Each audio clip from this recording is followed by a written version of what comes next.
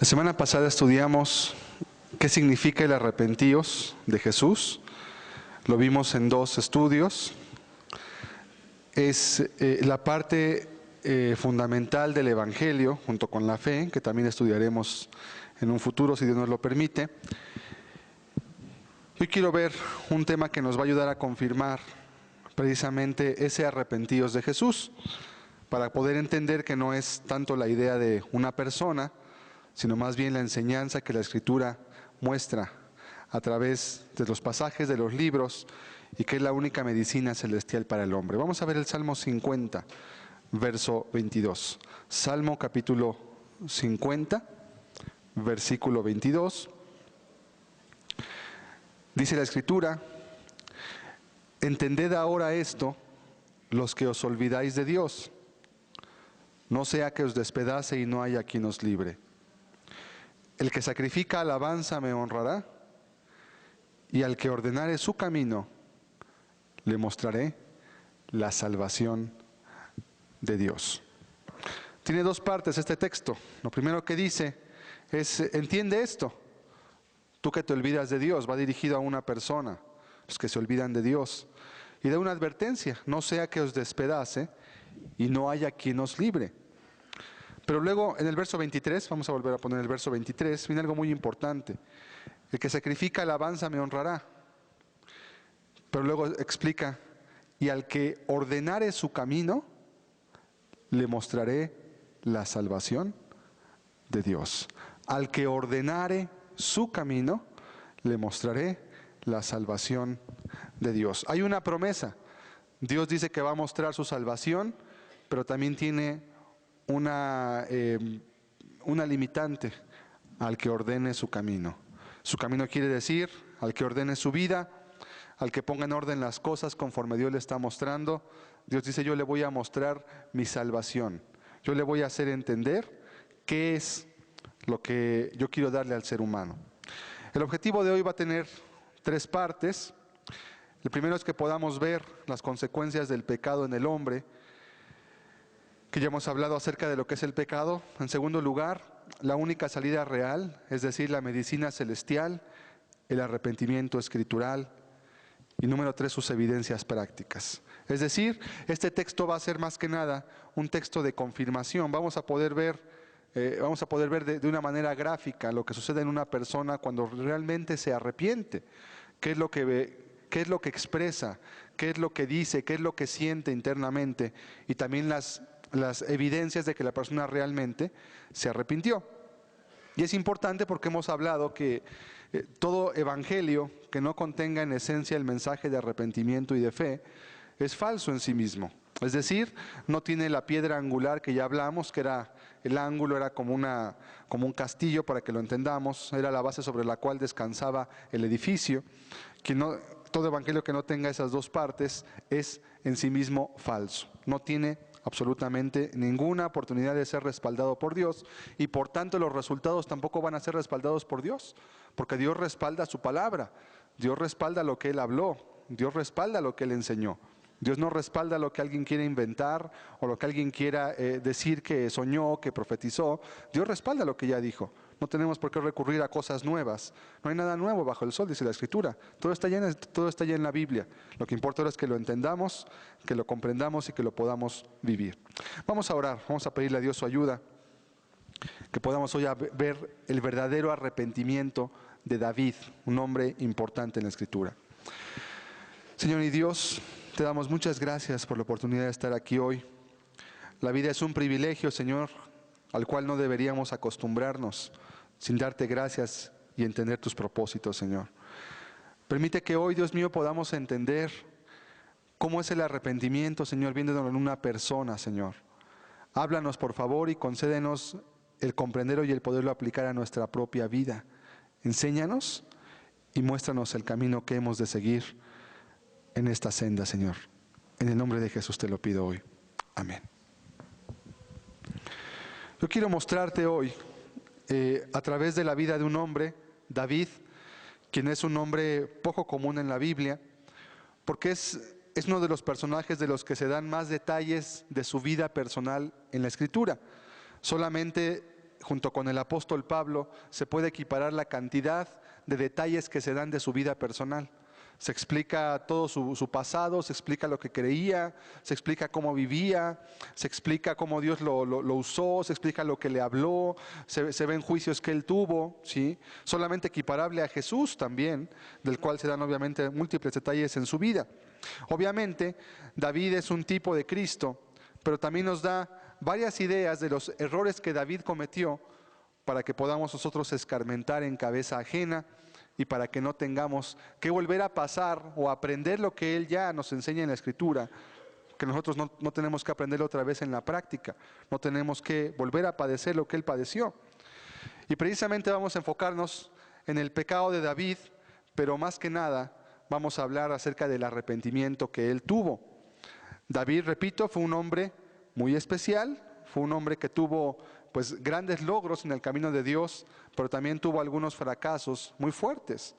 Y esto en sí mismo es una evidencia también, pasando un poquito de lado, de que la Biblia es un libro pues que está enfocado para exaltar a Dios, no es un libro de los judíos, porque un libro nacional, de historia nacional, tiende a ocultar las faltas de los héroes nacionales y tiende a exaltar únicamente sus virtudes. Pero en la Biblia podemos ver que de todos los hombres que cometieron pecados graves, los pecados no se esconden, ni se ocultan, ni se maquillan. Se hablan tal cual son, se muestran las consecuencias que hubo en las personas cuando no se arrepintieron, no importa si eran reyes, no importa si fueron profetas, no importa si eran lo que fuera. Dios, el objetivo de la Biblia que tiene en la Escritura es Dios, es Cristo, no es el ser humano exaltado en sí mismo. Te quiero narrar rápidamente el pecado de David para que podamos entender lo que él había hecho. Usted lo puede leer si usted gusta en su casa, en 1 Samuel 11. No tenemos tiempo para verlo. Eso en sí mismo es toda una predicación en la cual teníamos también muchas enseñanzas. David era un hombre que estaba acostumbrado a la guerra. En una ocasión él decidió no ir a la guerra una vez más. El pueblo estaba peleando, estaba luchando. Él decidió quedarse en su casa. Y estando en su casa, solo, en lo que la Biblia nos muestra que era una evidente ya, por llamarle holgazanería u ociosidad de parte de él, dice la Biblia que se levantó un día por la tarde de su lecho. La gente usualmente pues no se levanta en las tardes, ¿verdad? Se levanta en las mañanas. Esto habla de que David o bien dormía mucho tiempo, o bien dormía siestas, ¿verdad? Comúnmente sin estar en la guerra, cuando su pueblo estaba peleando.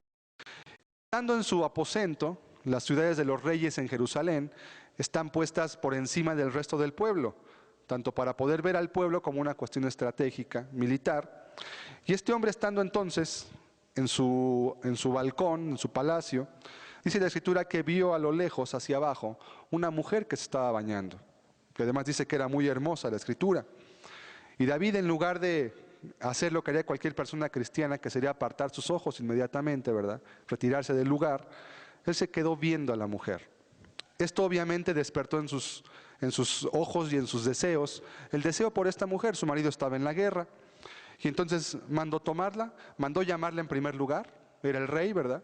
¿Quién le podía decir que no a un rey? Y simplemente tomó a esta mujer y adulteró con ella. No era su esposo. Aunque los reyes podían tener varias mujeres, adulteraban si tenían relaciones con una mujer que no fuera su esposo. Entonces David adulteró con ella.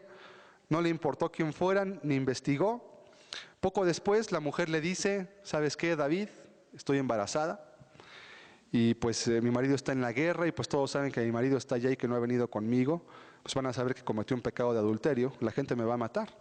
Los adúlteros tenían que morir apedreados, eso era lo que la Escritura decía. David trató de esconder el pecado, después se enteró que era mujer de uno de sus amigos, más bien antes se enteró pero no le importó. Era mujer de un hombre que se llamaba Urías, eteo.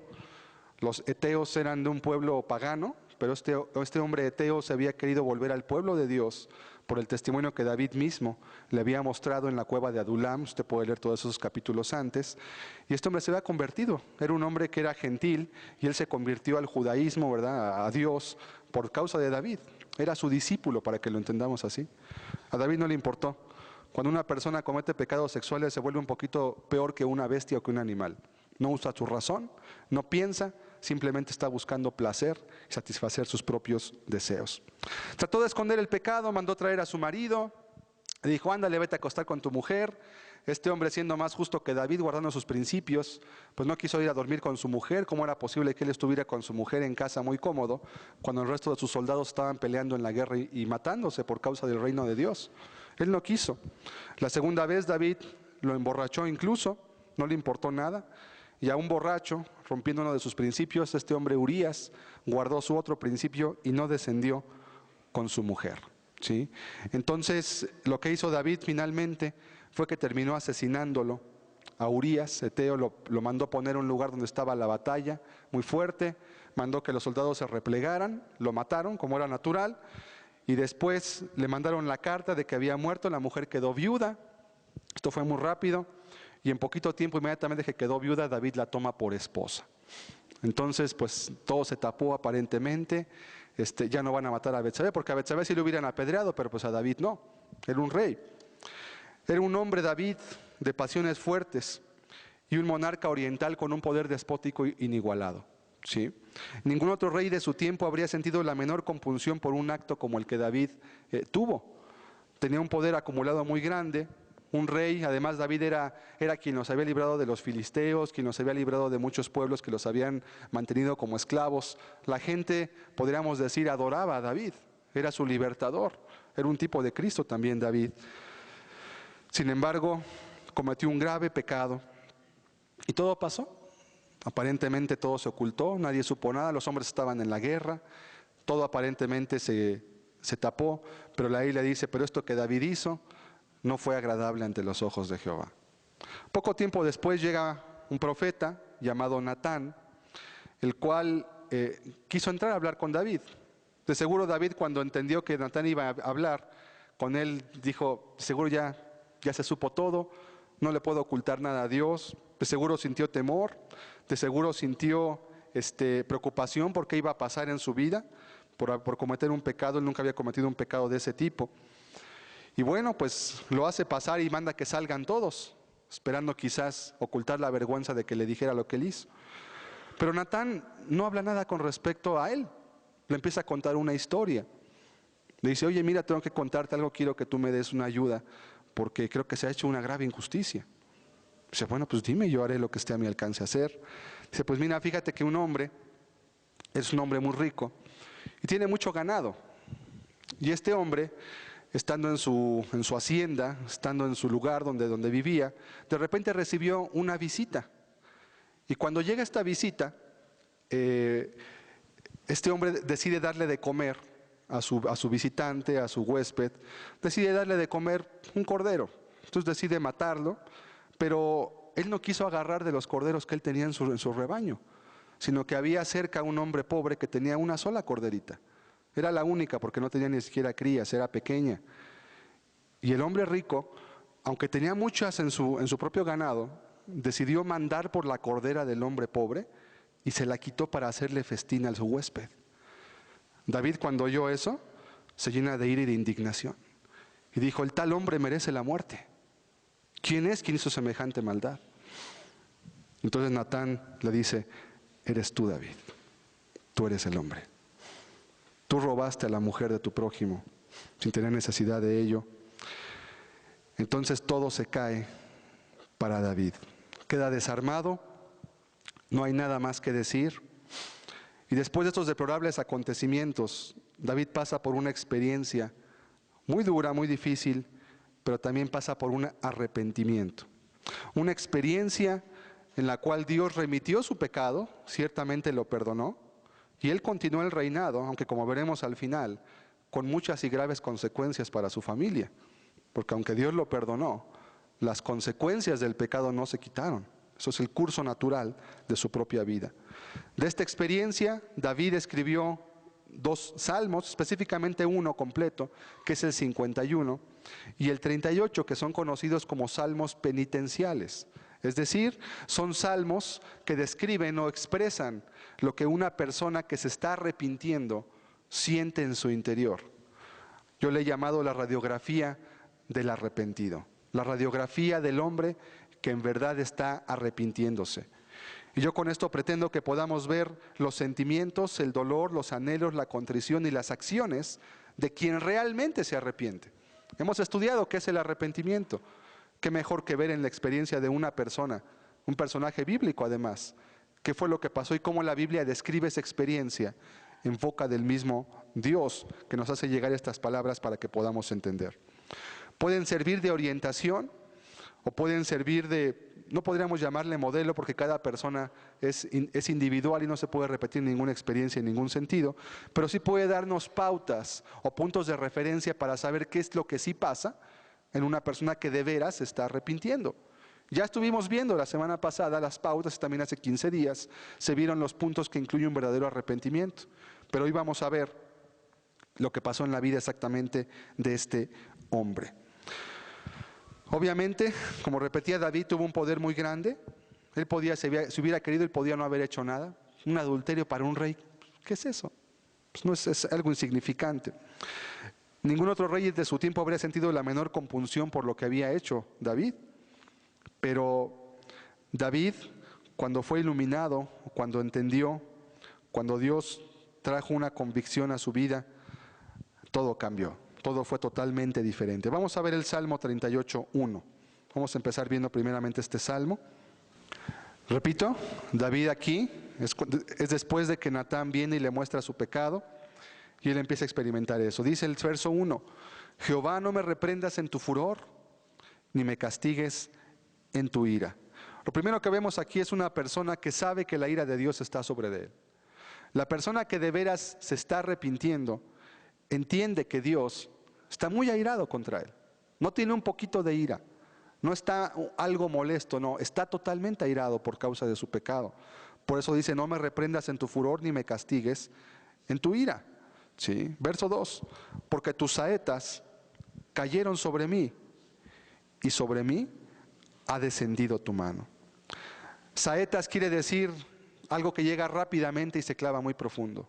Así como una flecha llega de quién sabe dónde y solamente se clava y se clava muy hondo. Así David decía, porque tus saetas, tus flechas han caído sobre de mí. O sea, me están atormentando y penetran profundo. Y sobre mí ha descendido tu mano. La poesía hebrea no es como la poesía occidental, en la cual las cuestiones de la rima, el verso, son lo que hacen a la poesía agradable.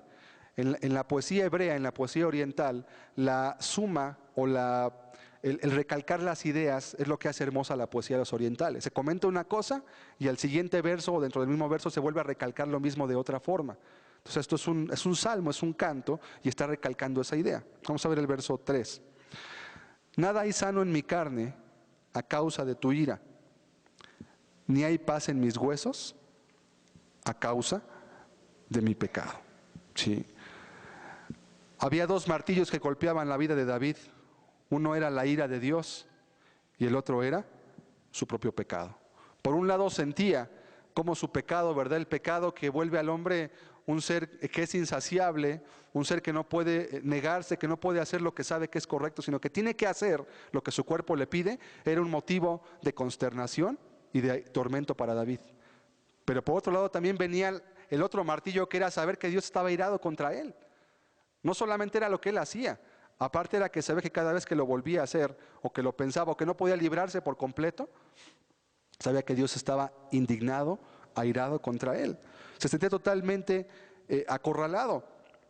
La ira de Dios, decía un hombre, como ocurre con el edificio que Sansón derribó, dice, la ira de Dios no cae sobre nosotros, a menos que nosotros las empujemos y se nos haga caer por nuestra propia consecuencia. Es decir, Dios no se aira con el hombre porque sí, Dios se aira con el hombre porque éste decide romper las leyes y quitar los límites que Dios le puso y vivir su propia vida en contraposición a la vida justa de Dios. Entonces la ira de Dios, como leíamos, eso fue el jueves, perdón, no fue el domingo, la ira de Dios está sobre la persona cuando decide no creer las palabras de Dios y no hacer la voluntad de Él. Verso 4. Porque mis iniquidades se han agravado sobre mi cabeza, como carga pesada se han agravado sobre mí. Fíjese que era lo que le pesaba a David. Dice, mis iniquidades. Mis iniquidades. Se sentía mal por lo que había hecho. Dice, como carga pesada se han agravado sobre mí. Verso 5. Y Eden y supuran mis llagas a causa de mi locura. Fíjese cómo considera el pecado David. Lo considera como una locura. ¿Cómo es posible que hice esto? ¿Cómo es posible? Pues ¿dónde estaba? ¿En qué tenía mi cabeza? ¿Cómo fue posible que cometiera este acto? ¿Cómo fue posible que robara, que matara, que engañara, que hiciera fraude?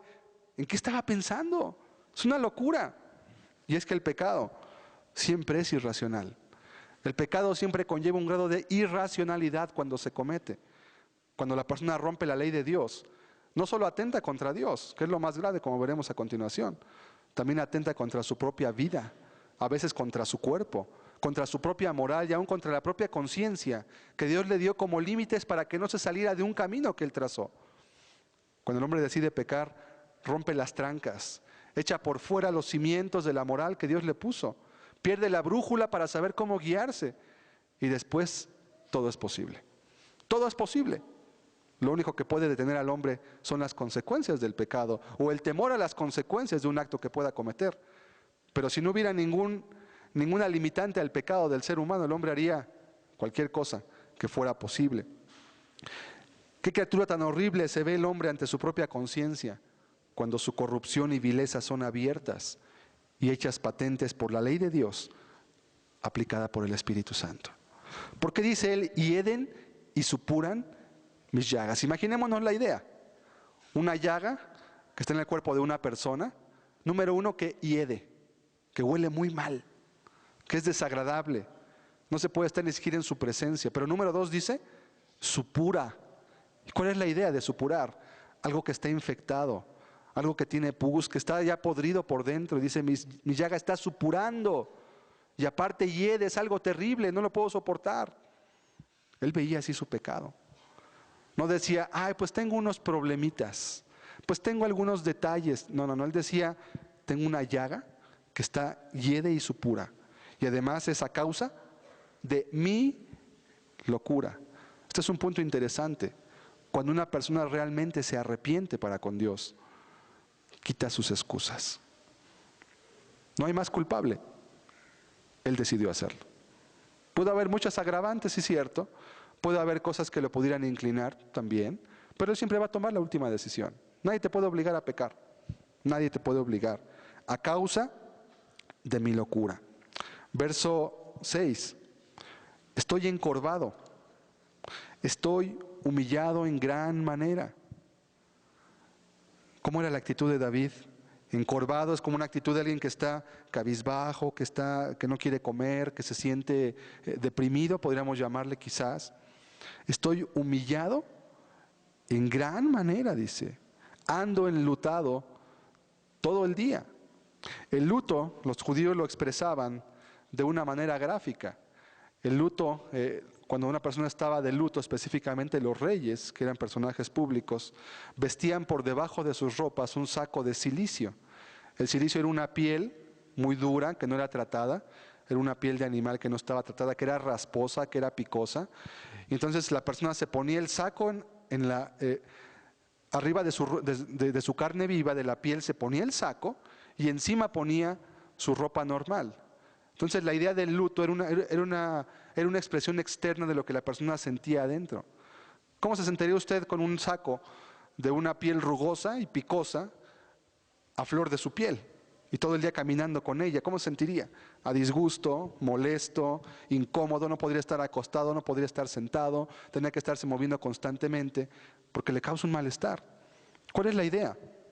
No tengo paz, no puedo estar bien, estoy muy mal. Eso era el luto. Ando enlutado todo el día.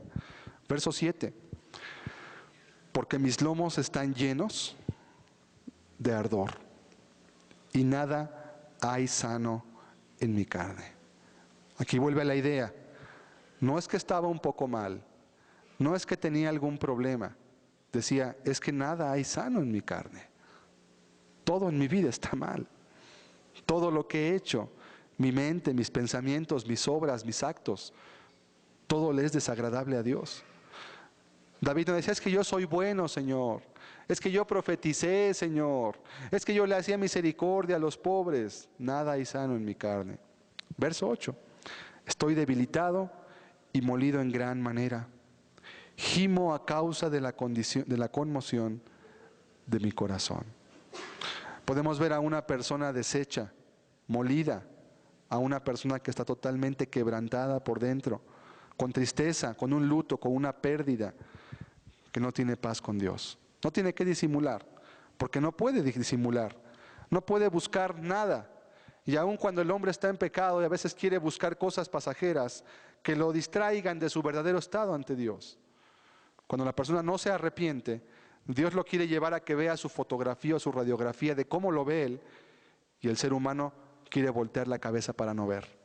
Entonces pues quiere voltearse a las distracciones, a alguna diversión, algo que no lo haga pensar en su condición moral y espiritual. Quiere ver el fútbol, quiere pues, ver una película, pues, un partidito de lo que sea, ¿verdad? Alguna distracción que le haga no pensar en su estado. Dios le quiere voltear la cabeza y el hombre dice, no, yo estoy bien.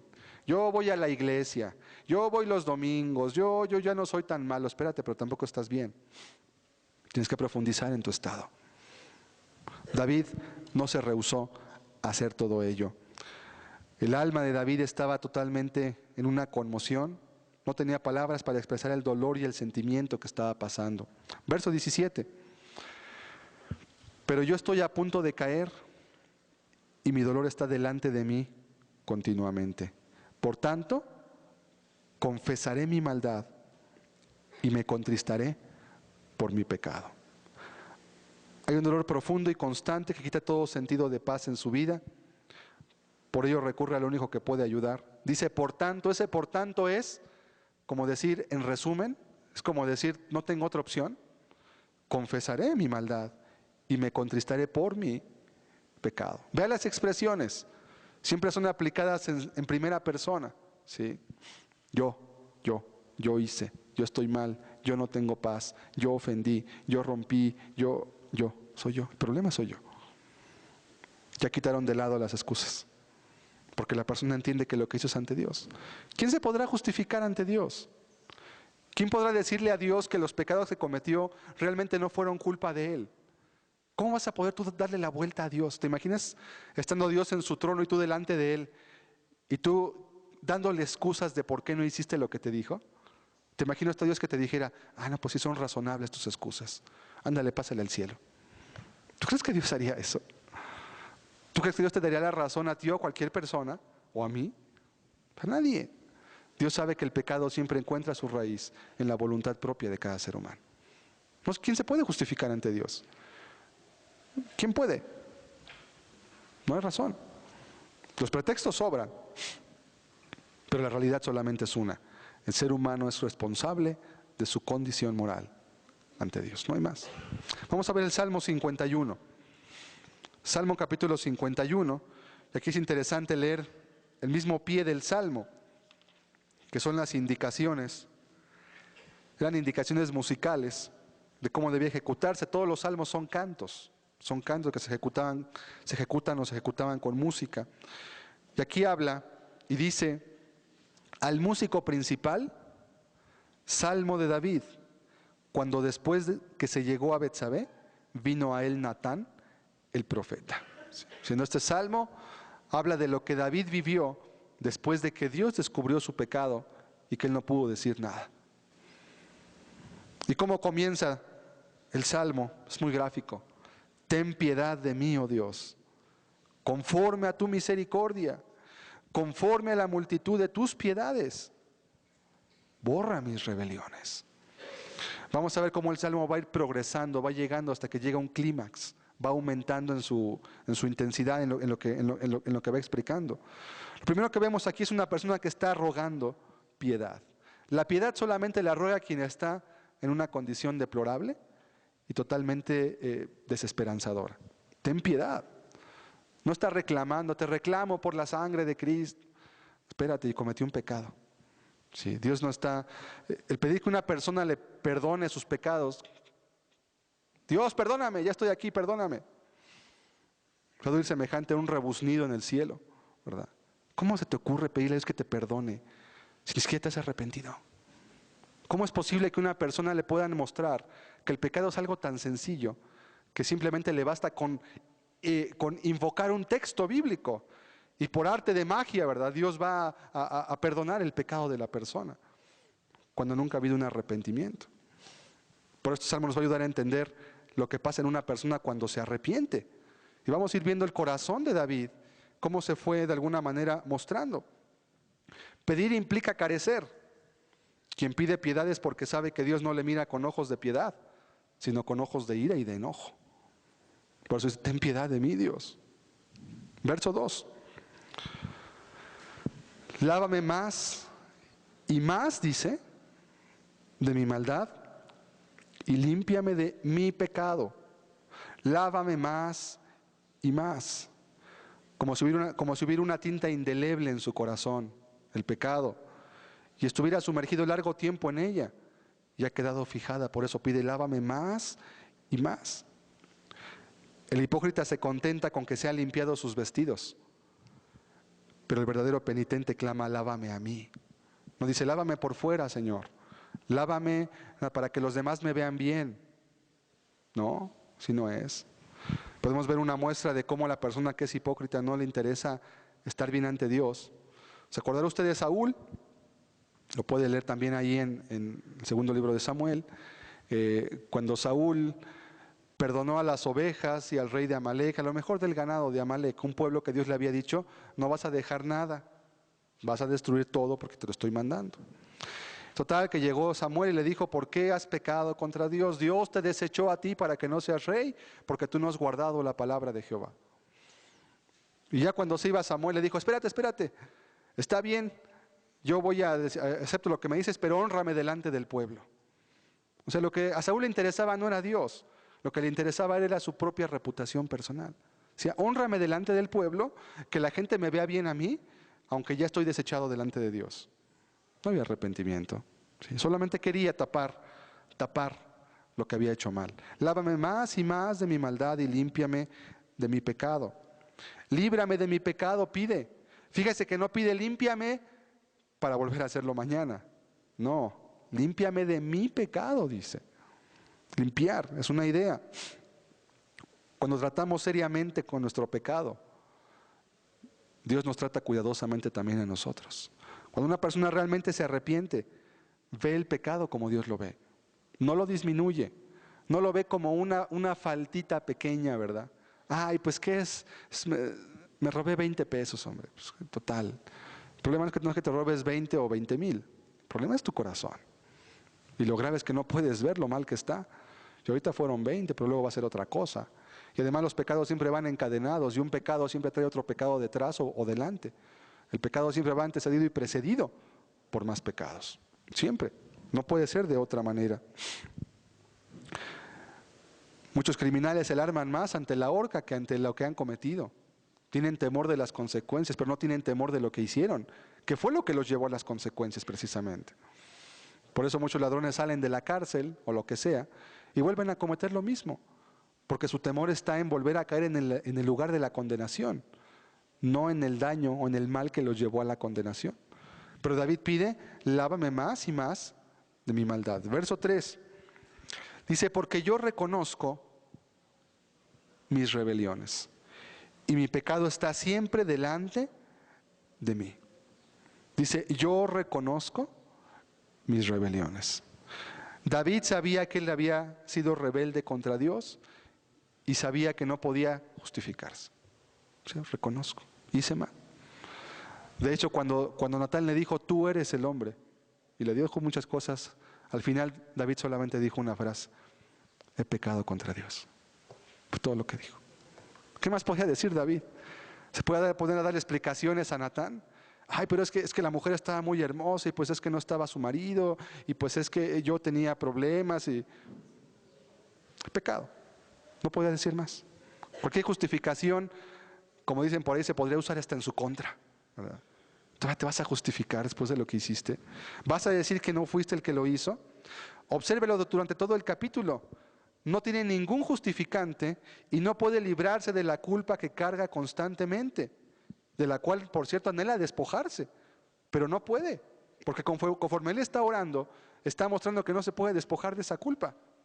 Se siente completamente ahogado en su propia miseria. Está como diciendo, no alego esto para que me perdones, Dios, porque yo sé que soy culpable.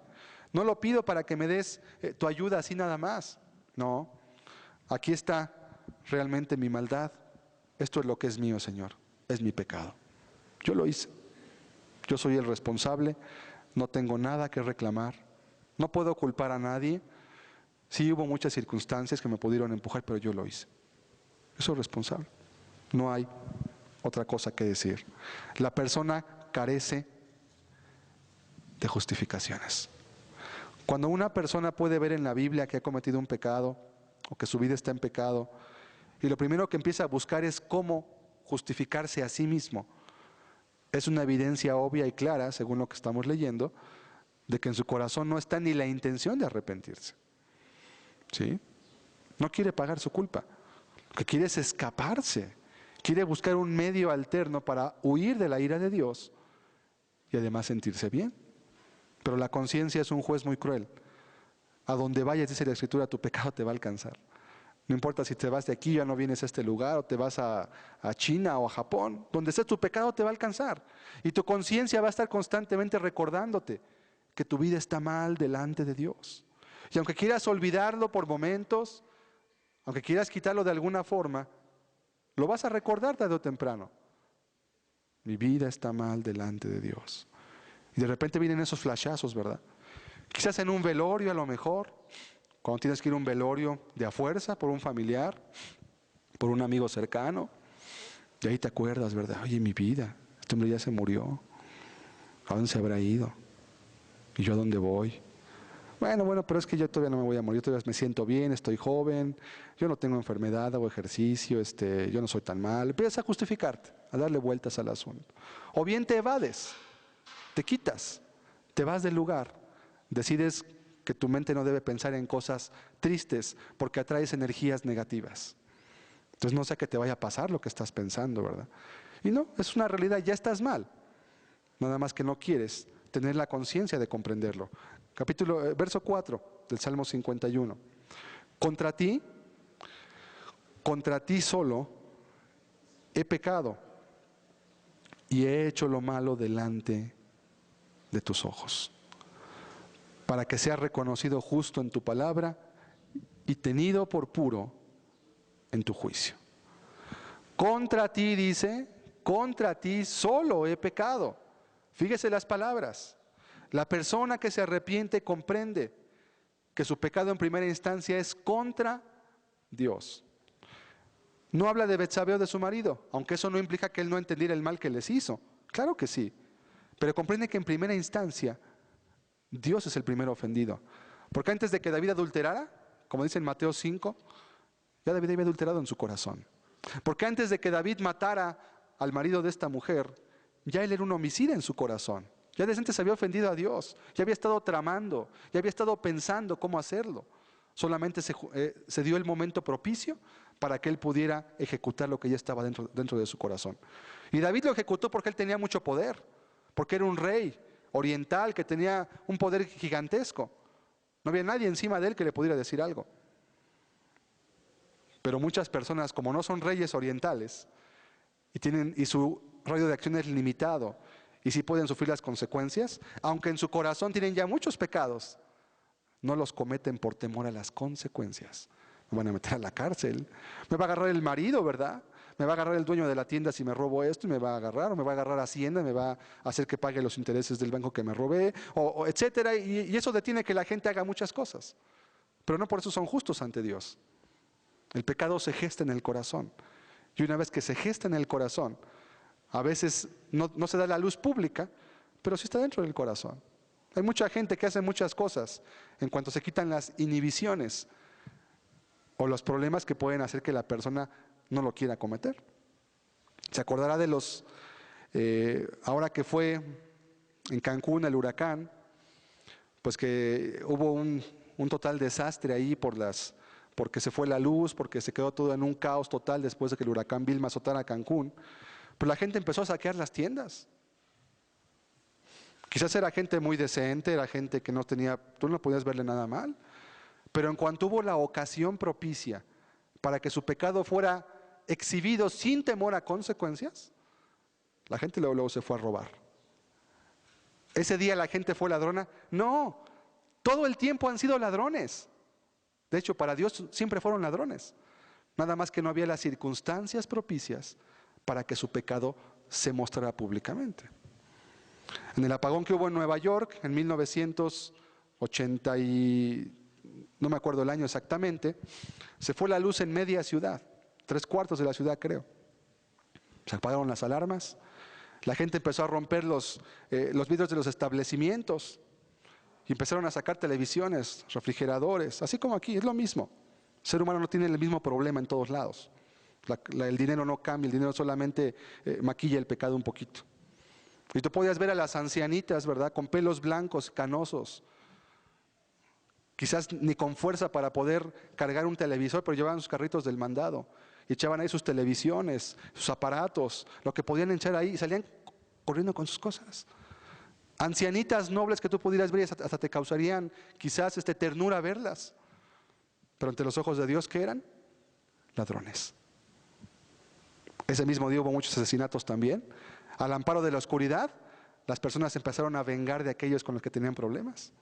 ¿Quién me ve? ¿Quién sabe que yo fui? Hay un caos. ¿Quién va a decir que yo maté a fulano? ¿Cómo?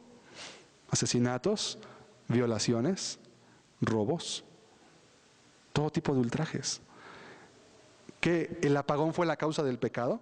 No, el apagón fue la gota que se ocupaba para que en el corazón, como un hoyo express del corazón de las personas, reventara toda la porquería que había dentro. Dios ve el corazón, amigo. Por fuera puedes no hacer ningún acto malo, quizás, según tú, pero Dios ve las intenciones dentro de ti. Y aunque no llegues a dar por hecho, a culminar lo que estabas pensando hacer, Dios vio desde antes lo que veía en tu corazón. No, siempre fueron ladrones, siempre fueron violadores esos hombres que violaron mujeres, siempre fueron asesinos, nada más que no había circunstancias para poder sacar afuera todo lo que tenía. Por eso David dice, contra ti solo he pecado, Señor. Tú sabes que ya estaba mal, tú sabes mi corazón que era esto, aquello, he hecho lo malo delante de tus ojos. Y todavía agrega, para que seas reconocido justo en tu palabra, como diciendo, Señor, lo que tú dices en tu palabra es verdad. Yo no puedo negarme. Y tenido por puro en tu juicio. ¿Sabes qué quiere decir esta frase? Si tú me castigaras ahorita, Señor, si ahorita se abriera la tierra abajo de mis pies y me fuera al infierno, yo diría, eres justo, Dios, porque es lo que me merezco. Eso es lo que mis actos han ganado. Porque yo rompí tu ley a sabiendas de que era tu ley, pero no me importó. A sabiendas de que tú querías lo mejor, a sabiendas de que tú en tu Biblia y en tu palabra das un camino que seguir, yo quise seguir el mío personal. Y no me importó nada. Para que seas tenido por puro, dice, en tu juicio. ¿Te fijas cómo el pecador que se está arrepintiendo justifica a Dios y se condena a sí mismo? En la persona que no se arrepiente siempre está condenando a Dios.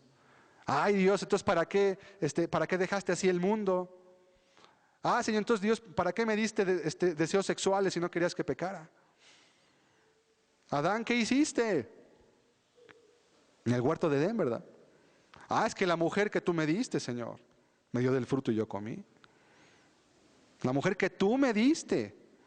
Ah, o sea que él tenía la culpa, Dios tenía la culpa de que Adán hubiera pecado. Es lo que le estaba diciendo. Y a la mujer le pregunta, ¿y tú qué has hecho? Ah, es que la serpiente que tú creaste me engañó. ¿Para qué creaste la serpiente? No nos faltaba que dijeran, ¿para qué pusiste el árbol aquí en el huerto? No lo hubieras puesto. Entonces no habría sentido moral de nada. Porque si solo tienes que hacer el bien y no puedes escoger nunca el mal, entonces sería simplemente un autómata. Tienes opción de elegir. Dios nos creó a su imagen y a su semejanza. Todos tenían la culpa, menos ellos. Adán, la mujer, la serpiente. Y también cuando Dios te marca tu pecado, tú puedes saber cuáles son tus pretextos. Ah, es que no tengo tiempo. No, pues es que en mi casa, es que en mi trabajo somos así, es que tú no comprendes a mi familia, tú no sabes yo de dónde vengo y de dónde yo nací, yo me crié en un barrio y a Dios no le importa eso. ¿Sí? Las leyes son para obedecerse, no para recriminarse ni para ponerse en tela de juicio. Se acabó, así es. Si tú te pasas un alto, le puedes dar 1000 explicaciones al chofer, al policía de por qué te lo pasaste, pero te van a poner una multa. O te van a pedir dinero aquí en México. Pero no te van a dejar que te vayas así nada más. Porque las leyes se tienen que pagar. David entendía que él había pecado contra Dios. Por eso hay personas que se arrepienten, pero no es para con Dios. Su arrepentimiento es para con ellos mismos. Hay gente que a veces llora mucho, pero llora mucho porque está viendo las consecuencias de lo que le pasó por haber roto las leyes de Dios. Entiendo por qué me dejó mi mujer, dice uno ahí llorando. Ay, con razón perdí todo mi dinero, porque era avaro y egoísta y todo se me fue. Ay, con razón me pasó. Y está llorando por sí mismo. Dios no le importa ni está en su mente. A él le preocupa lo que a él le pasó. Eso es lo que le preocupa. Y quisiera evitar en un futuro que eso le pasara. Por eso en Hechos 20:21, no lo vamos a leer, dice que Pablo predicaba a los hombres que del arrepentimiento para con Dios. Del arrepentimiento para con Dios. Porque hay gente que se arrepiente para con un grupo o para con una serie de leyes, pero muy poca gente se arrepiente para con Dios. ¿Qué es para con Dios lo que David está haciendo? Justificando a Dios, buscando hacer que Dios sea puesto como es, justo, justificando a Dios y a su ley, pero él mismo diciendo yo hice lo que tenía que hacer. ¿Te acuerdas de aquellos ladrones en la cruz que estaban junto a Cristo? Cuando estaba recriminando a Jesús, uno de ellos le dijo, oye, ¿qué te pasa? Nosotros estamos aquí porque es lo que merecemos. Dijo, pero este hombre, señalando a Cristo, él no ha hecho nada. Pero tú y yo estamos aquí porque eso es lo que nos toca. Pero él no ha hecho nada. Y le dijo, acuérdate de mí cuando estés en tu reino, Señor. Jesús le dijo, hoy estarás conmigo en el paraíso. ¿Qué hubo en la vida de ese hombre? Un arrepentimiento genuino y un confiar en Cristo. Porque le dijo, acuérdate cuando estés en tu reino, pues era el Mesías, ¿verdad? Y para un judío decir Mesías no era como para nosotros repetir algo, era muy diferente. Ya he explicado el contexto cultural y mental que había en una persona judía cuando decía que alguien era el Mesías. Dijo, hoy estarás conmigo en el paraíso, justificando a Dios. Verso 7. Purifícame con hisopo y seré limpio. Lávame y seré más blanco que la nieve. La nieve recoge el humo y el polvo muy fácil. Aquí en nuestro país no es muy común ver la nieve, pero la nieve rápidamente se ensucia con polvo, con humo, con suciedad y luego se derrite. La expresión de David tiene un contexto de, Señor, quita todo lo que hay mal en mí, purifícame con hisopo. El hisopo era una planta como el algodón que podía limpiar rápidamente. Así como lo que se usa cuando se limpia la herida de una persona que se cortó o que está infectado, se usa el algodón. Bueno, esa era la idea, purifícame con hisopo y seré limpio, dice. Lávame y seré más blanco que la nieve.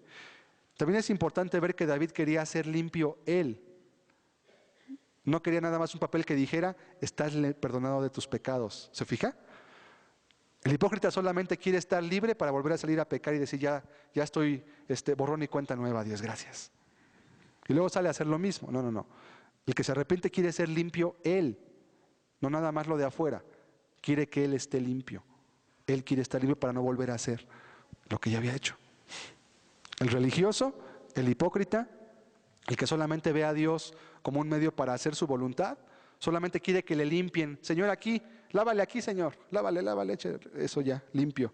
Otra vez me voy a ensuciar otra vez igual que ayer. Es lo que quiere la persona. El que se arrepiente quiere ser limpio él. Lávame más, ya es la tercera vez que lo repite. Lávame más y más, purifícame. Verso 8. Hazme oír gozo y alegría, dice. Y se recrearán los huesos que has abatido. Los huesos quiere decir lo más íntimo del ser humano. Tu hueso es la parte medular de ti. Todos tus músculos se sostienen en los huesos. El hueso significa lo más hondo de mí, Señor. Todo lo que has abatido hasta adentro me has abatido. Eso se puede recrear. Verso 9. Esconde tu rostro de mis pecados y borra todas mis maldades. En el verso 3 decía que el pecado estaba siempre delante de su vista, y ahora ruega que Dios esconda su rostro de sus propios pecados. Escóndelo, Señor, no veas tanta maldad. Borra todas mis maldades, dice. Todas, Señor, bórralas. Verso 10. Crea en mí, oh Dios, un corazón limpio. El que se arrepiente para con Dios quiere cambiar realmente. Crea en mí un corazón limpio. Crea, Señor. Como que dijera, Señor, mis pecados han destruido lo que tú creaste perfecto. Mi pecado ha deshecho lo que tú formaste recto y justo. Por tanto, vuelve a crear en mí, Señor, un corazón limpio. Crea en mí. Busca un corazón apropiado. Dice, Señor, ¿de qué sirve que tú me limpies si mi corazón no está limpio? ¿De qué sirve que se lave lo de afuera, como leíamos hace 8 días? ¿De qué sirve que limpie lo de afuera del vaso y del plato si por dentro está la incapacidad y la inmundicia? Como le dijo Cristo a los fariseos en Mateo 23. Y le dijo, fariseo ciego, limpia primero lo de adentro del plato y del vaso, y lo demás será limpio. ¿Qué está pidiendo David? Eso. Señor, no solamente quiero ser exculpado para sentirme bien, no, Señor. Quiero que mi corazón sea limpio para poderte servir. Porque ¿quién estará quién subirá al tabernáculo de Dios? ¿No dice limpio de manos y puro de corazón? David mismo lo escribió.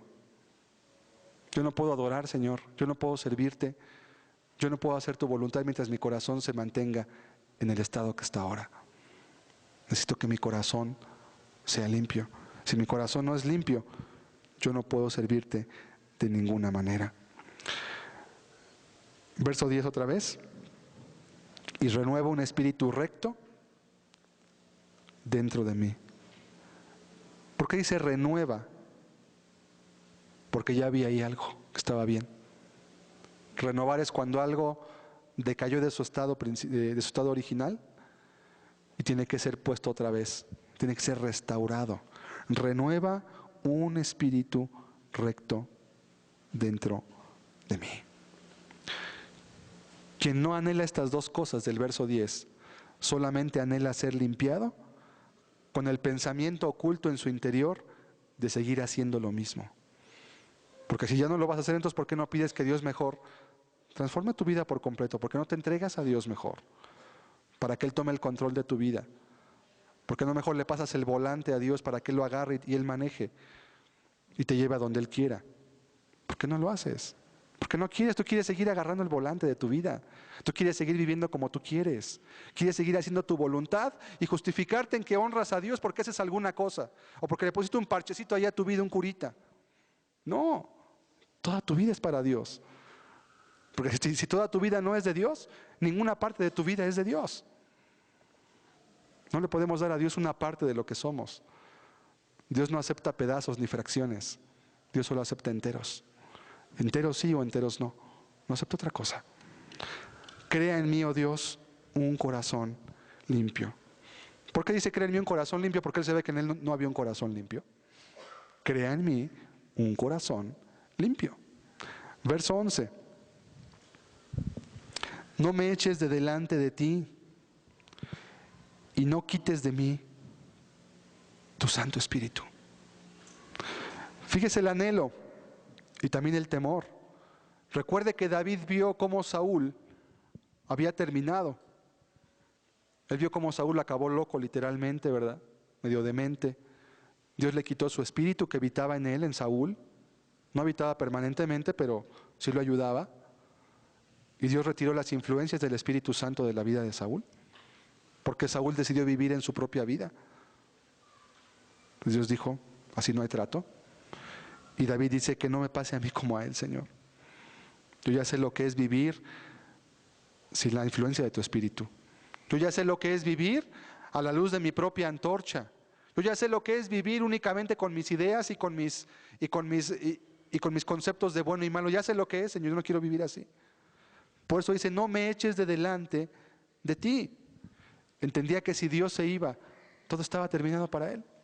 No podía hacer nada. No tenía oportunidad de acercarse a Dios si Dios no le daba el medio para poder estar cerca de él. Y es una falla muy común cuando alguien se quiere arrepentir o dice que se va a arrepentir. Pensar que la oportunidad de arrepentirse va a durarle toda la vida. La otra semana. ¿Dónde tienes el papel que Dios te firmó de que vas a estar vivo en 8 días? ¿Dónde lo tienes escondido? ¿Es por qué no te arrepientes? ¿Vas a vivir mañana? ¿Estás garantizado que vas a vivir mañana? ¿Tienes un papel que Dios te firmó donde diga que tienes vida de aquí hasta 3 años? No lo tienes. ¿Sabes cómo se llama eso? Se llama soberbia y presunción. Presumo que Dios me va a dar la vida. Presumo que como soy bueno, Dios no me va a matar. No me va a pasar un accidente, no me voy a quedar loco. Tengo oportunidad de arrepentirme. Es soberbia. Es decirle a Dios, Señor, lo que me pides ahorita todavía no, porque todavía quiero yo seguir haciendo mi vida. Todavía tengo planes que hacer, Señor. Cuando acabe mis planes, ahora sí vemos los tuyos. No, amarás al Señor tu Dios con todo tu corazón, con toda tu alma, con toda tu mente y con todas tus fuerzas, y a tu prójimo como a ti mismo. Si tú no guardas el primer mandamiento, no guardas ninguno. No guardas ninguno. Pero es que no robo, por fuera. Es que yo no mato, por fuera. Es que yo no hago esto, pues sí, por fuera sí, ante los hombres. Si tú no amas a Dios, tú no puedes guardar los mandamientos. Porque careces de la motivación para hacerlo. ¿Por qué te vamos a motivar a amar a Dios? ¿Qué te puede motivar a hacerlo? Nada. La conveniencia quizás, ¿verdad? Que Dios me bendiga, que me vaya bien en mi negocio, que me vaya bien en mi trabajo, que no me asalten, que no me roben, que no me maten. Pues sí, por conveniencia mucha gente sirve a Dios. Por conveniencia eso no tiene ninguna virtud. Verso 15. Señor, abre mis labios y publicará mi boca tu alabanza. ¿Qué más quería David? Anhelaba servir a Dios. Abre mis labios y publicará mi boca tu alabanza. Fíjese que su vida no era, Señor, límpiame para seguir viviendo como yo quiero. No, yo quiero que mi vida te sirva, Señor. Publicará mi boca tu alabanza, dice. ¿Qué significa eso? Yo voy a hacer, Señor, lo que tú me pidas que yo haga. No quiero vivir más mi vida porque estoy hastiado de vivir en mis caminos. Verso 16. Porque no quieres sacrificio que yo lo daría. No quieres holocausto. No, Señor, no quieres que vaya el domingo todos los días nada más. No quieres nada más que ore y que lea la Biblia. No. Tú no quieres eso, Señor. Tú lo que quieres es mi corazón. ¿De qué sirve que te dé lo de afuera si no te doy lo de adentro? Verso 17. Los sacrificios de Dios son el espíritu quebrantado. Dice, no quiere sacrificio que yo lo daría. Pero luego añade en el 17. ¿Qué es lo que Dios sí quiere? Los sacrificios de Dios. Sacrificio es aquello que es agradable. Los judíos sacrificaban a Dios para agradarlo. Quemaban incienso, derramaban sangre, cosas que Dios mismo les pidió que ellos hicieran. Los sacrificios de Dios son el espíritu quebrantado. Al corazón contrito y humillado, no despreciarás tú, oh Dios. Este hombre quería ser libre y limpio, entendiendo que los sacrificios que él pudiera hacer no suplen de ninguna manera el único y real sacrificio que Dios realmente demanda y pide del ser humano, el corazón completo del hombre. ¿Y el corazón en qué estado? Cuando la persona es pecadora, corazón contrito, dice, y humillado. Contrito quiere decir compungido, con dolor por haber hecho lo que estaba mal. Contrito significa convencido de que hizo lo que está mal. También contrito significa una persona que no tiene justificante, está contrito, está atravesado. La imagen en griego es alguien que está atravesado por una espada. O sea, no puede decir no la tengo cuando él la tiene enfrente de él. Está atravesado. No tiene excusa, no hay ninguna cosa. La falta de excusa es como cuando Natán le dijo a David, tú eres el hombre. ¿Ya qué podía decir David? Le describió todo lo que pasó. Y luego nomás que le cambió el panorama para que no entendiera que hablaba de él. Y David se indignó. ¿Por qué se indignó? Porque su conciencia sí funcionaba, pero para condenar a los demás. Tú estás bien mal. No, hombre, mi tío en mi casa, mi abuelita, mi hermano, no, están re mal, ya le voy a llevar la predicación, fulana, está bien buena para que la oiga. ¿Y tú cuándo? ¿Ves que los demás están mal? ¿Y tú? ¿Y tú? David vio perfectamente y dijo, el tal es digno de muerte. ¿Sabes qué hizo David? Firmó su propia sentencia. Sí, él era digno de muerte por lo que había hecho. Igual cuando dices, es que mi tío está re mal, ¿verdad? Es que mi abuelita está bien mal y no entiende, pues también quizás así estás tú. Estás con tu propia boca dando el veredicto que tú tendrías que oír de boca de alguien más para contigo. Sí, estás bien mal, estás bien ciego, no quieres ver las cosas. Buscas una justificante. Es que yo ya acepté a Cristo. ¿Cristo te aceptó a ti? Es que yo ya voy a la congregación. Es que yo no soy tan malo. Es que yo. Nunca falta un pretexto. ¿Por qué? Por lo que estuvimos viendo. Porque no hay un corazón contrito ni humillado. ¿No te quieres volver a Dios? ¿Quieres dar vuelta al asunto? Te vas por un lado, evades la responsabilidad personal. Cuando David se arrepintió, él entendió y por experiencia expresa algo que él ya experimentó. Porque esto va en un clímax. Y él termina diciendo, Señor, yo sé que me has aceptado porque mi corazón tuvo la actitud correcta, porque tú me has ayudado para que mi corazón tenga esa actitud. ¿Sí? Podemos resumir que el verdadero arrepentimiento implica un reconocer la culpa propia ante Dios. En segundo lugar, eliminar toda justificación y pretexto por los actos que tú has cometido con uso completo de tu voluntad. En tercer lugar, entendimiento de haber ofendido antes a Dios por encima de cualquier otra persona. Porque aun cuando ofendes a otra persona, ofendes al Dios que creó a la persona a su imagen y semejanza. Si tú golpeas este púlpito, tú no ofendes al púlpito, sino al que lo hizo o al que lo usa. Si tú rompes una casa, un vidrio, pues no estás pecando contra el vidrio, ¿verdad?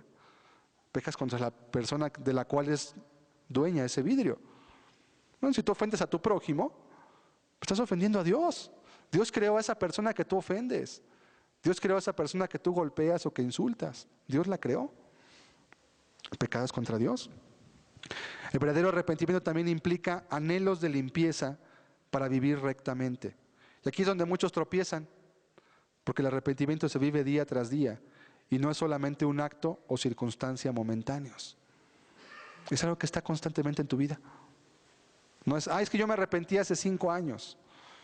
¿Y de qué te arrepentiste? Sigues viviendo igual que hace 3. El arrepentimiento es algo vivencial en una persona. Implica el deseo de poder servir a Dios como Dios pide que se debe servirlo, no como yo quiero servirlo. Implica confesar el pecado y abandonarlo, habiendo restituido el daño a quien se agravió. Y para más información de esto, le recomiendo que escuche el estudio de la semana pasada, donde desglosamos punto por punto de todo ello. David fue perdonado, sí es cierto. Dios tuvo misericordia, pero pasó algo muy amargo, como aquí lo podemos ver. Y esto no crees tú que fue en un rato, así en 10 minutos y ya salía arrepentido. Pasó graves cosas David. Y aunque Dios perdonó el pecado de David, el perdón no implica eliminar las consecuencias morales del pecado. ¿A qué me refiero? Las consecuencias que David tuvo por su pecado le servirían para recordar lo inmenso de su locura durante un momento de su vida. ¿Sabes? Después de que David cometió ese pecado, número 1, el hijo que engendró con Betsabé, con la mujer con la cual adulteró, su hijo murió, recién nacido. Y Dios le dijo, tu hijo va a morir. ¿Qué culpa tiene el niño? El niño se va al cielo, no tiene culpa de nada. Sí. Era un escarmiento para David, para su propia madre también, aunque digo, la situación de la madre era muy complicada, una mujer, en una cultura machista, ¿verdad? De los hombres gobiernan, etcétera, pero también tenía su culpa, por supuesto, no se le va a exculpar. Su hijo recién nacido murió y David ayunó y oró y no comía y estaba enlutado y tu hijo se va a morir. Ya dije, Dios no cambia, Dios no modifica sus pensamientos. Dije que esto va a pasar, así va a pasar. El hijo de David murió. Después, Uno de sus hijos quiso usurpar el trono siendo un rey David, por lo cual tuvo el que huir de Jerusalén. Fue una tragedia también porque su hijo acabó siendo muerto. ¿De dónde aprendería su hijo la rebeldía y hacer lo que él quería? Pues de su papá, o sea, ¿quién más? ¿Verdad? Otro de sus hijos abusó de su media hermana. ¿De dónde aprendería este hijo de David que se llamaba Abnón que las mujeres son como objetos para utilizarse? Pues de su padre, ¿verdad? Que supieron cómo adulteró con otra mujer y todas las marranadas que hizo ahí en su reinado. Pues claro que lo aprendió de su casa. Pues también su hijo después fue y abusó de su media hermana. ¿La violó? Sí. El hijo de David, sí lo hizo. ¿Y David qué podía decir? No tenía autoridad moral para decirle a su hijo, no lo hagas, hijo, porque ellos vieron cómo su padre adulteró. ¿Qué le podía decir David a su hijo? Se le dijo que se le caía la cara de vergüenza, ¿verdad?, de decirle algo. No tenía autoridad moral. Y eso empezó a carcomer a su familia. El mismo que quería usurpar su trono, Absalón, adulteró con las concubinas de su padre. Puso ahí un terrado en el techo de la casa del rey y allí entraba y salía de la tienda de cada una de ellas, adulterando. Dios le dijo, eso que tú hiciste en oculto, yo voy a hacer que te pase a ti, pero a la vista de todo el pueblo. Porque tú lo has hecho en oculto, pero ante mí no se ha ocultado nada. Y te voy a avergonzar por tu pecado públicamente. Qué duro, ¿verdad? Qué duro para David. Otro más de sus hijos, pues mató a quien abusó de su hermana, porque el hermano que sí era hermano carnal de la media hermana que se llamaba Tamar, dijo, ¿cómo que tú vas a violar a mi hermana? Nada más porque es tu media hermana y quise tener relaciones con ella. No, y le invitó a una comida y fue y lo mató. El hermano matando al hermano. Tragedias, ¿verdad? Familiares. Pues sí, pero Dios lo perdonó. Sí, Dios lo perdonó. Pero las consecuencias del pecado no se borraron de su vida. David, tú lo puedes leer en los libros, estaba que no lo calentaba ni el sol. Y de seguro cuando él vio todo esto que pasaba, que además pasó en un tiempo largo, él se acordaba lo que él hizo con Betsabé y se acordaba, Señor, qué locura es el pecado, Señor, de veras. Como una bestia era, Señor, de veras. ¿Cómo fue posible? Eché a perder parte de mi familia, de mis hijos, por ese pecado que cometí. El pecado, querido amigo, aunque Dios te perdone tus pecados, que es el anhelo de Dios, que tu vida no sea condenada, pero aunque Dios te perdone, las consecuencias del pecado permanecen en tu vida. Si eras un borracho, un alcohólico y Dios te perdona, Dios no te va a curar la cirrosis, que a lo mejor ya traes, o el cáncer de estómago que ya te buscaste, o de esófago, o de lengua. Te puedes morir de cáncer, ¿sí? Te vas a ir al cielo quizás, si eres fiel hasta el final, pero Dios no te va a curar nada más porque ya eres su hijo, ¿verdad? Y ya como que ya tienes la charola para pasar a todos lados y hacer lo que tú quieras, y destruir, y romper, y deshacer. Discúlpame, así no es aquí. Y Dios no ocultó el pecado de David. Y David es un tipo de Cristo, sí es un tipo de Cristo, pero no en lo que actuó mal, sino en lo que hizo bien. ¿Sí? Qué vergüenza para David, qué vergüenza para su familia, qué vergüenza para sus hijos. Muertes, violaciones, usurpaciones, traiciones dentro de su reinado. Uno de sus hijos también ahí se fue a agarrar de unos cuernos del altar para que no lo sacaran. Y el que quedó después de David, un general, fue y lo mató. Se le murieron a David muchos hijos. Se le murieron muchos hijos a David. A eso se refiere la Biblia cuando dice que los hijos pagan en parte el pecado del padre, no porque ellos sean culpables, sino porque sufren las consecuencias. Es como cuando un niño recién nacido nace y viene infectado con algo porque la madre era alcohólica o fumaba. El niño está llevando una parte de la culpa, aunque él no hizo nada, es inocente. ¿Sí? El que Dios perdone el pecado no implica eliminar las consecuencias morales y a veces físicas que el pecado trae por tu haberlo cometido. Por eso Dios por todos lados te dice, aparte del pecado, el pecado te va a destruir, el pecado va a deshacer tu vida, va a deshacer tu familia. La familia de David se destruyó, ¿sí? Gran parte de la familia de David se destruyó. Y fue muy duro para él, porque si algo le duele a un padre es su hijo. Y David vio con sus ojos cómo mataron a 2 de sus hijos. Él lo vio, él lo vivió. Y léelo ahí, es una tragedia terrible. Y Dios no lo oculta, Dios lo pone por escrito, para que veas lo que le pasó a David por su pecado. Ten temor. Si no escarmientas en cabeza ajena. Allá tú si quieres volver a repetir lo que otros hombres ya vivieron aquí. Y que Dios nos ha dejado escrito para que no nos acontezca a nosotros. Ezequiel 33:11. Diles, vivo yo, dice Jehová el Señor, que no quiero la muerte del impío, sino que se vuelve el impío de su camino y que viva. Dios quiere eso de ti, querido amigo. Dios no quiere la muerte del impío, sino que te vuelvas de tu camino y que vivas. Eso es lo que Él quiere. Por eso dice, volveos de vuestros malos caminos. Y te pregunta, ¿por qué moriréis, oh casa de Israel? O sea, ¿por qué quieres escoger la muerte? ¿Por qué aquí te estoy mostrando el camino del pecado? ¿Por qué aún así lo quieres escoger? ¿Por qué aún quieres decir, no, a mí no me va a pasar así? No, es que David fue muy tonto. Caramba, era un rey, tenía todo el poder. Aún si tú eres adúltero, ¿verdad? O eres lo que sea, ladrón, fraudulento, Dios te va a descubrir, entiéndelo. No te puedes esconder de los hombres. A los hombres los puedes engañar, fácil. A mí me puedes engañar. A tu esposo, a tu jefe, a tu vecino, lo puedes engañar fácil. Pero a Dios no lo puedes engañar. David no se salió con la suya. Y era un rey, y era un profeta, y era un hombre que servía a Dios. Y Dios no lo dejó sin culpa. Dios le dijo, tú pisas mis leyes, yo te piso a ti. Tú me avergüenzas ante las huestes, ¿verdad? Que te están viendo, los ángeles, potestades, la gente que te vio. ¿Por qué tú crees que no se dieron cuenta sus servidores de David?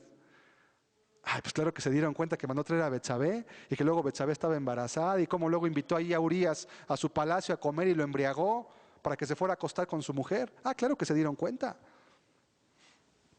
¿Y qué pensaba toda la gente que lo vio? Pues todos calladitos, ¿verdad? Porque pues es que era la autoridad. Ah, es que es el ungido de Dios. No le digas nada, ¿eh? No, te voy a caer un juicio si le dices algo. Pues se callaron, pero Dios no se calló.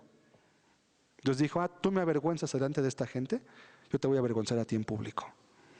Y Dios sacó a la luz su pecado, sí lo perdonó, pero las consecuencias fueron devastadoras para David y para su familia. Fue devastador, claro que sí. Y créeme que en tu caso no va a ser diferente, porque Dios no ha cambiado. Dios no ha cambiado. Por eso luego las familias se destruyen. Por eso luego los hijos se destruyen también. Porque Dios no va a ocultar el pecado de nadie. Por eso Dios nos da la medicina celestial. Arrepentíos porque el reino de los cielos se ha acercado. Es la medicina que el hombre necesita. No parches, no resoluciones de medio tiempo, no. El reino de los cielos está cerca. Por tanto, arrepiéntete. Vuélvete a mí. Lo acabamos de leer. Dios no quiere tu destrucción.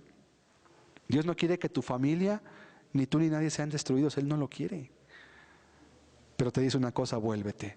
Vuélvete, vuélvete y no pienses que contigo va a ser diferente. Le invito a que cerremos nuestros ojos un momento. No hay otro mensaje que el ser humano necesite escuchar. No es otra tu necesidad, sino solamente ella. David experimentó amargamente las consecuencias de sus pecados. Fueron muchas.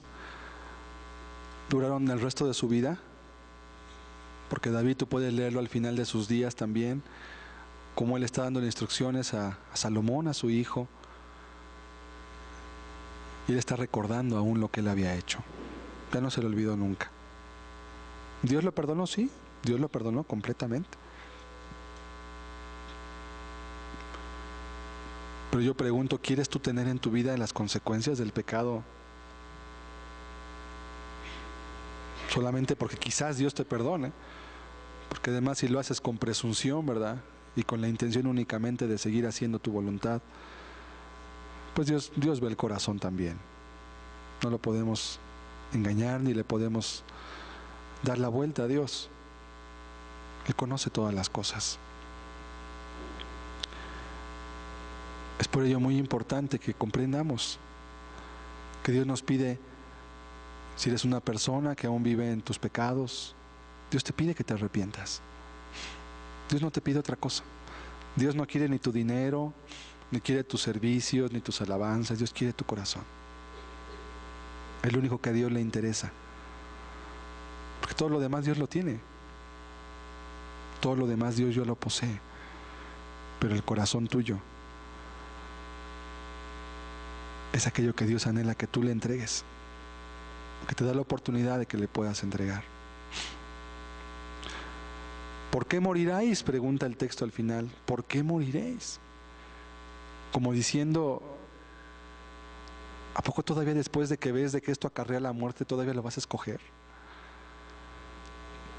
¿Todavía pensarás que el pecado vale la pena en el poquito placer que te va a producir? ¿Vale la pena en lugar de los caminos que yo te he trazado para que tú andes?